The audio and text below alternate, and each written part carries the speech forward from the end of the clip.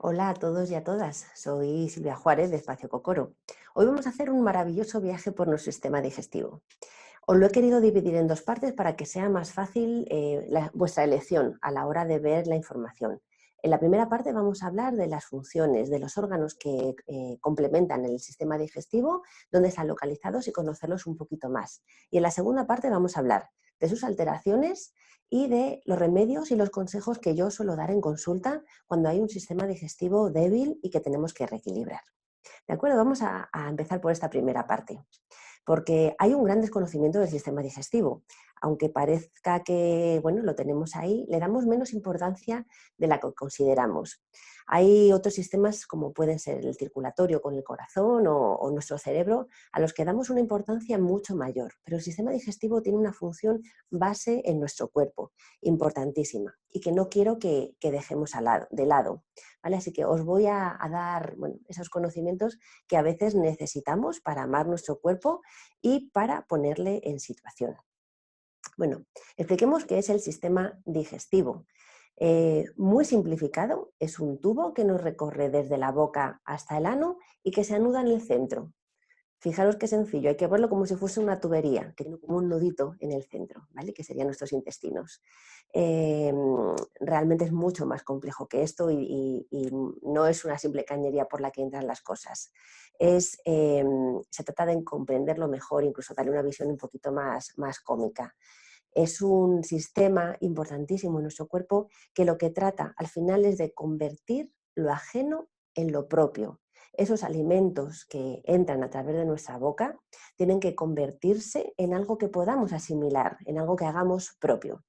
La naturaleza nos ha hecho tan perfectos a todos los seres vivos que todos los seres vivos estamos hechos de los mismos ladrillitos, de los mismos componentes. De manera que nosotros al final lo que comemos son seres vivos, sean animales, sean plantas, depende del tipo de nutrición y alimentación que llevemos, pero son seres vivos que tienen los mismos componentes fundamentales.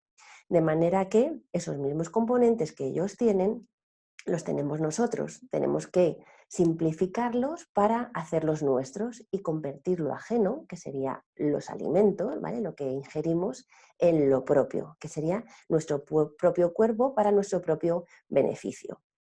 De eso se encarga el sistema digestivo, de hacer esta conversión, de digerir esos alimentos en sus unidades más elementales y que podamos hacerlas nuestras, que las podamos asimilar y que podamos aprovecharnos de ellas. Todos los alimentos, algunos tienen más proporción de unos que de otros o solo están compuestos de un tipo de nutrientes básicos, pero tienen tres tipos de nutrientes, que son hidratos de carbono, proteínas y grasas, ¿vale? En distintas proporciones, en distintas cantidades. Nuestro sistema digestivo, a través de herramientas, de movimientos, de amasamientos, con enzimas y con jugos digestivos, que van a ser como tijeritas, van a cortar estas moléculas que son muy grandes y que nuestro cuerpo no es capaz de asimilar, las van a cortar en trocitos más chiquititos, en sus ladrillos elementales, y son esos ladrillitos elementales, esas unidades más pequeñas, las que nosotros ya podemos asimilar, absorber y hacer propias. Así que de los hidratos de carbono se generarán los monosacáridos, que son las unidades más chiquititas que nuestro cuerpo asimila y entiende. Las proteínas se trocearán, se convertirán en aminoácidos y las grasas se convertirán en ácidos grasos, entre otras cosas. Así que nuestro cuerpo al final trabaja y asimila con monosacáridos, aminoácidos y ácidos grasos, ¿vale? Así que nuestro propio cuerpo los va a utilizar ¿en qué?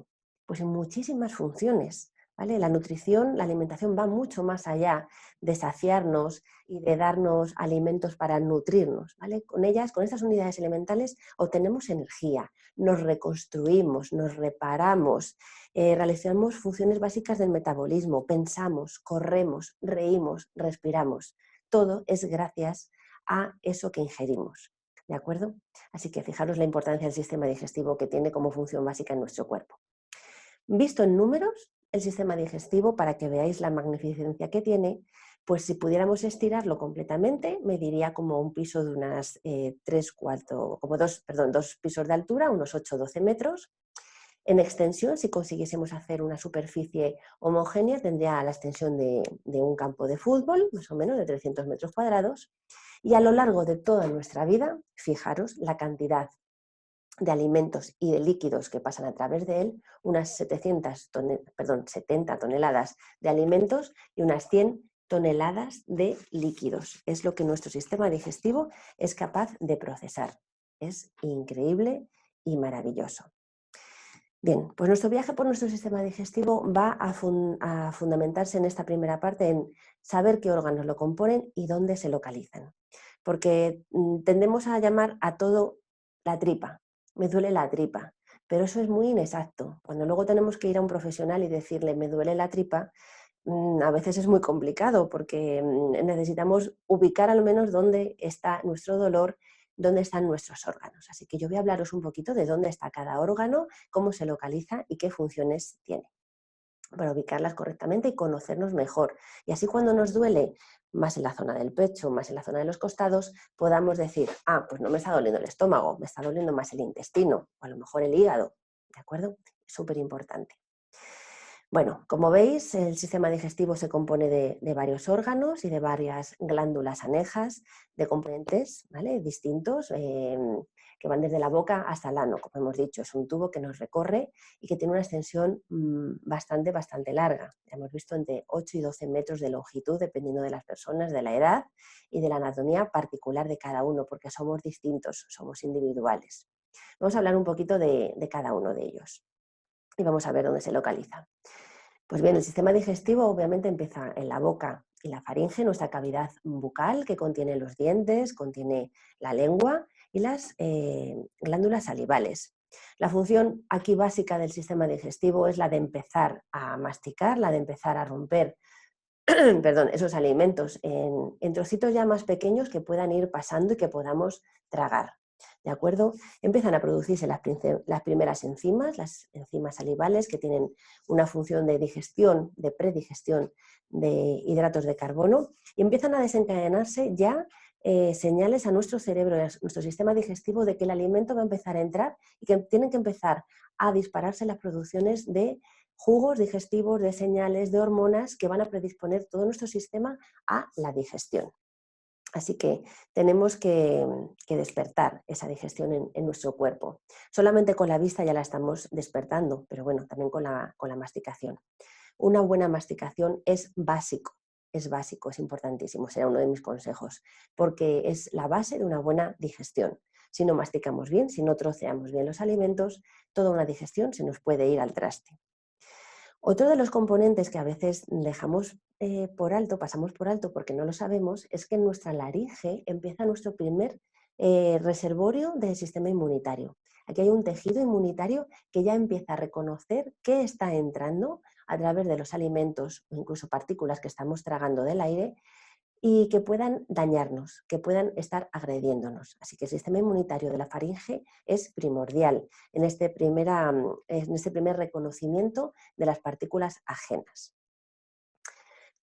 Posterior a la faringe, como vemos aquí en el dibujo, ya se encuentra el esófago, que es un tubo muy largo que va hasta la entrada del estómago y que básicamente lo que hace es permitir el avance del bolo alimenticio hacia el estómago y que caiga poco a poco. Porque al final de ese esófago hay una valvulita, está el cardias, que es una válvula, es una puerta que permite el control de la entrada del alimento hacia el estómago, ¿vale?, poco a poco, y bueno, que no permite, por ejemplo, que vomitemos el contenido, que expulsemos el contenido que hay en el estómago, si es que todo va bien. Tiene, bueno, pues un recorrido a través de la mitad de nuestro pecho y entra ladeadamente hacia el estómago, precisamente para eso, para que no caiga directamente el alimento hacia el estómago, escurra un poquito por la pared y evitar bueno, pues el daño que podría causar esa entrada directa y que vomitásemos con mucha más facilidad. ¿De acuerdo? Así que el cuerpo es precioso y perfecto incluso en eso, en las entradas, en esos recodos que hace. Bueno, el esófago no tiene muchas más funciones que el paso, pero sí que es cierto que sus incompetencias a veces dan bastantes problemas y alteraciones.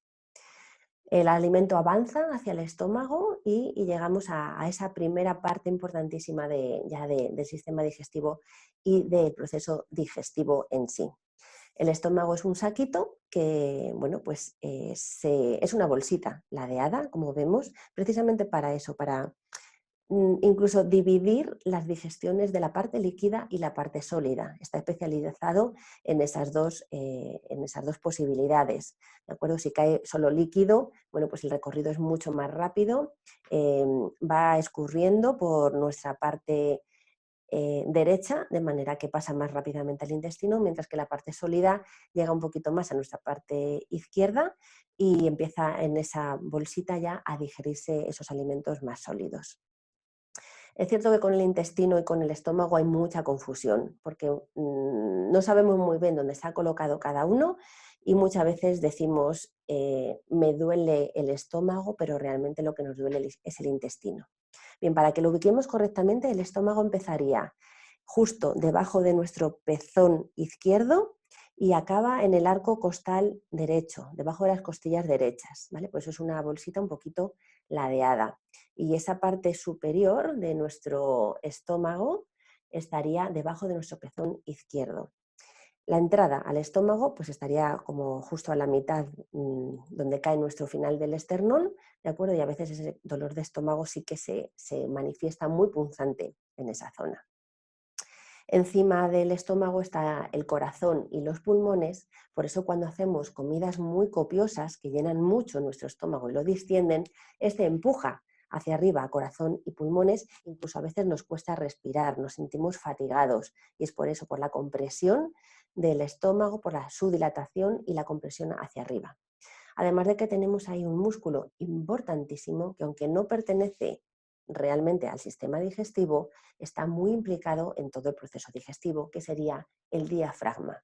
Es un músculo acampanado, ¿de acuerdo? Que está masajeando, por una parte, nuestros órganos internos, es el músculo que además permite nuestra respiración, la compresión y el ensanchamiento de los pulmones y que da muchos problemas también a nivel digestivo. Cuando hay una tensión en el diafragma y el estómago no puede moverse, no puede dilatarse, a veces lo que hace es salir un poquito por ese agujerito que tiene el diafragma y crear la famosa hernia de hiato. Así que importantísimo, y yo lo trabajo muchísimo en consulta, ese diafragma asociado a procesos digestivos y que suele alterarse con mucha facilidad por conceptos, por motivos emocionales. Pues bien, en el estómago empieza a amasarse, a digerirse, se empiezan a juntar los alimentos con las enzimas digestivas, con el ácido clorhídrico, empieza la predigestión, ¿vale? Porque la digestión en sí se hace en el intestino delgado. Este es uno de los puntos clave de nuestro sistema digestivo, el ácido clorhídrico, ¿de acuerdo? Perdón, que he pasado diapositiva. El ácido clorhídrico es básico por dos funciones, ¿de acuerdo? El ácido clorhídrico activa muchas enzimas en nuestro estómago y permite la digestión, sobre todo de las proteínas. Activa enzimas que van a permitir ese corte de las proteínas y empezar a desmenuzarla hasta conseguir esos aminoácidos, ¿vale? Esos ladrillitos pequeñitos. Pero esto tiene una incidencia mucho más allá de trocear las proteínas, porque si estas proteínas no están bien digeridas, no están bien mezcladas con el ácido clorhídrico y no se digieren correctamente, ocurre que las proteínas grandes, nuestro sistema las va a entender como elementos extraños, como proteínas extrañas, y van a ser causantes de muchas sensibilidades a alimentos. Así que falta de ácido clorhídrico incide directamente en sensibilidad a alimentos. Por otro lado, el ácido clorhídrico, aparte de activar enzimas, digerir proteínas, lo que hace es un control de los microorganismos que van con nuestros alimentos. Muchos alimentos, bien porque no los hemos lavado bien, porque no están cocinados, porque se han contaminados, están llenos o contaminados de una cantidad de microorganismos, de bacterias o de virus. Pues este ácido clorhídrico tiene esa función, la de matar por ese entorno ácido que crea en el estómago, matar los microbios que acompañan los alimentos, evitar y controlar su proliferación desmesurada. Y uno de los puntos clave de falta de ácido clorhídrico es que hay una bacteria en nuestro intestino que está de forma natural, casi todos nosotros, que se activa cuando no hay cantidad de ácido clorhídrico suficiente que la controle. Y es la famosa Helicobacter pylori. Así que esas activaciones de Helicobacter pylori en la mucosa de nuestro estómago vienen dadas por una falta de ácido clorhídrico en algunos casos. Así que muchísimo cuidado con cuidar nuestro estómago y la producción de ácido clorhídrico, que por otro lado, como casi a la par, yo hay tres cosas que cuando trabajo en el sistema digestivo veo con muchísima frecuencia: diafragma contracturado, falta de ácido y una válvula iliocecal incompetente, de la que os hablaré cuando hable del intestino delgado. ¿De acuerdo?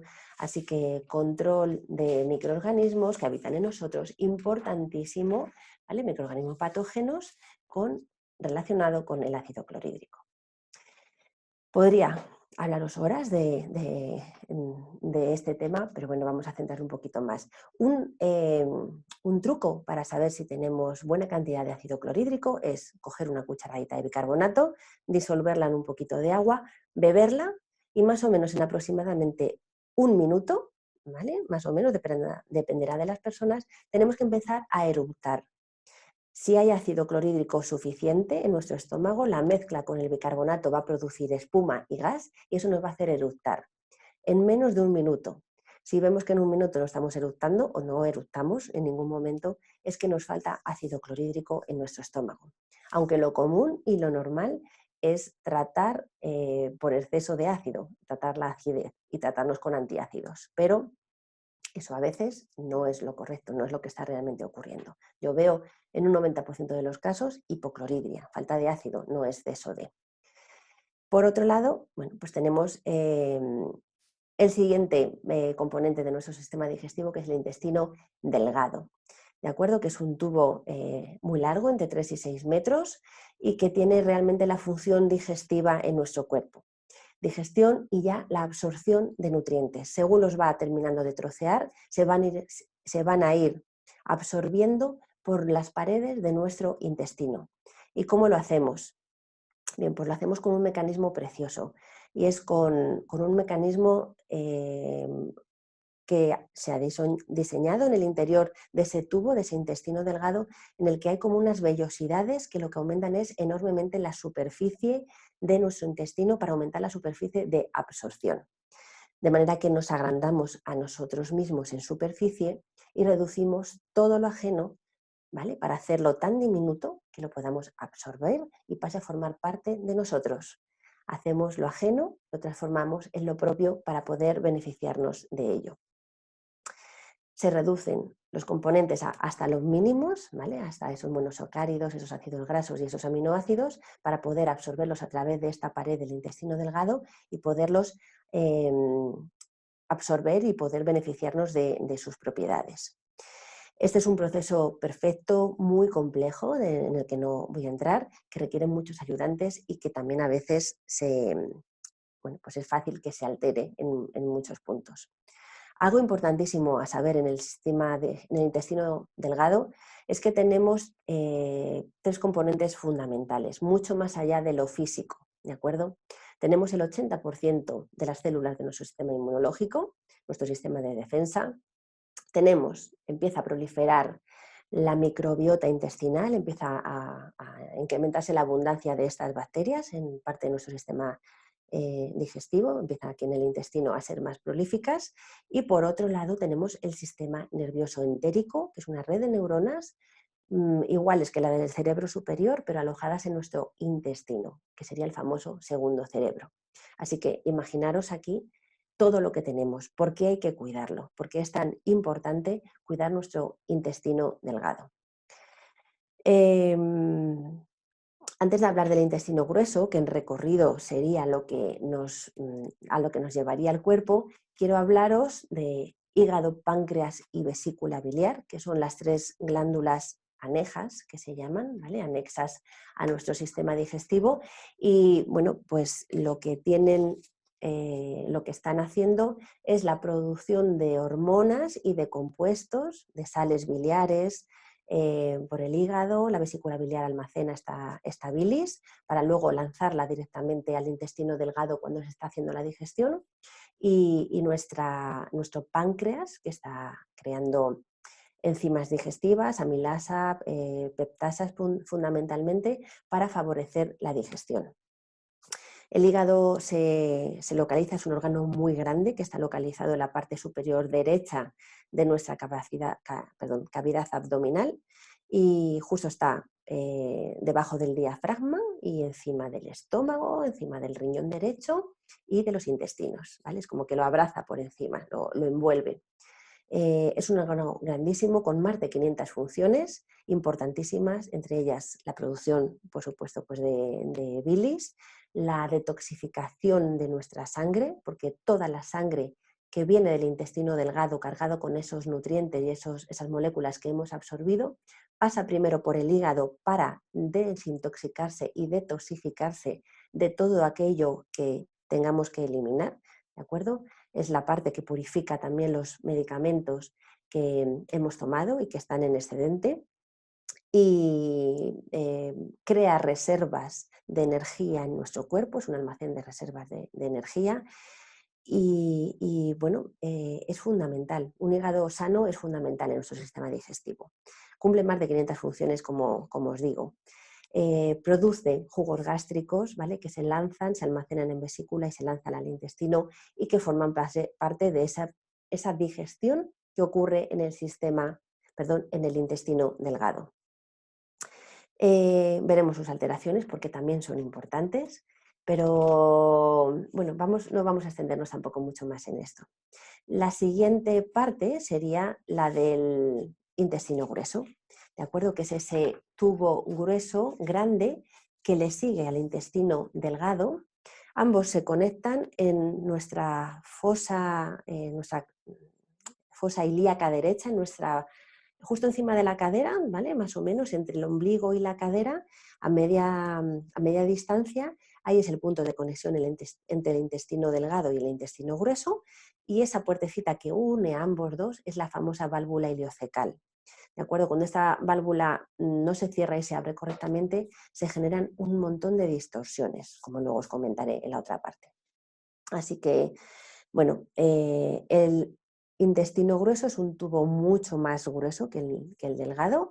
Está compuesto del ciego, del colon ascendente, el colon transverso y el colon descendente, que va a terminar en la parte final de nuestro sistema digestivo, que sería el recto y finalmente el ano. Por aquí, bueno, pues no olvidemos del apéndice, que en principio siempre decimos que es como esa salchichita, esa serpientita que no sirve para nada, nada más que para dar problema, pero cada vez más estudios ya indican y están confirmando que nuestro apéndice es una reserva natural de bacterias beneficiosas. ¿De acuerdo? Que cuando nuestro intestino sufre algún tipo de trastorno, por ejemplo una diarrea, la forma más rápida de reponer las bacterias intestinales buenas y beneficiosas es a través de ese reservorio que hay en el apéndice. Así que vamos a mimarlo un poquito más, vamos a darle un poquito más de cuidado y vamos a mimarlo para no pensar que no sirve para nada. ¿Qué pasa en el intestino grueso? Que es un órgano que, bueno, pues que nos sube por nuestra parte derecha, desde la cadera más o menos hasta el final de las costillas, nos recorre por la parte transversa a la altura de los riñones y luego baja por nuestra parte izquierda para terminar a desembocar a nuestro recto y nuestro ano.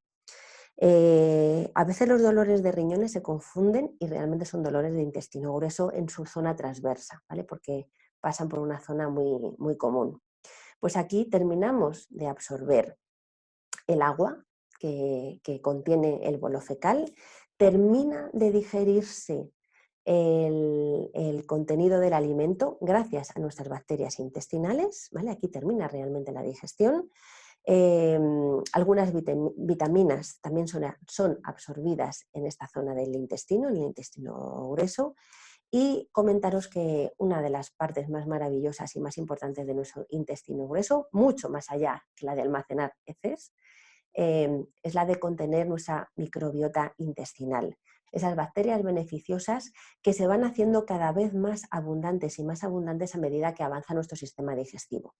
En nuestro estómago apenas hay bacterias, podría decirse que hay unas 100 más o menos en número, en cantidad, no en diversidad, y va aumentando según vamos avanzando por nuestro sistema digestivo, hasta que vemos que al final en nuestro intestino grueso ya empiezan a hacerse, perdón, en nuestro intestino delgado empiezan a hacerse más abundantes y finalmente es nuestro intestino grueso el que contiene la mayor abundancia de bacterias intestinales. ¿De acuerdo? Las partes finales de nuestro intestino son todavía las más abundantes. Diversidad, pues muchísimas distintos tipos de bacterias en nuestro sistema digestivo. Las funciones de la microbiota, muy por encima, pues esa digestión y absorción de los alimentos, como os decía, son quien termina realmente el proceso digestivo. Además, sintetizan muchos nutrientes, minerales, vitaminas, de acuerdo, ácidos grasos de cadena corta esenciales en nuestro sistema inmune. Hacen de barrera defensiva, controlan que otras bacterias patógenas nos invadan, ¿de acuerdo? Físicamente las retienen, producen metabolitos esenciales, modulan y enseñan y entrenan el sistema inmunológico y regulan el metabolismo de grasas y de hidratos de carbono. Os he hablado en otras muchas reuniones de la microbiota, no quiero extenderme mucho más aquí en esta parte. Bueno, hablaros de mi nueva página web que aparte de Espacio Cocoro, pues hemos hecho una página más enfocada al sistema digestivo que es silviajuarez.es, por si queréis echarle un vistazo. Y bueno, muchas gracias en esta primera parte del viaje maravilloso por el sistema digestivo. Vamos a ver qué pasa, cómo nos altera y qué hacer con estas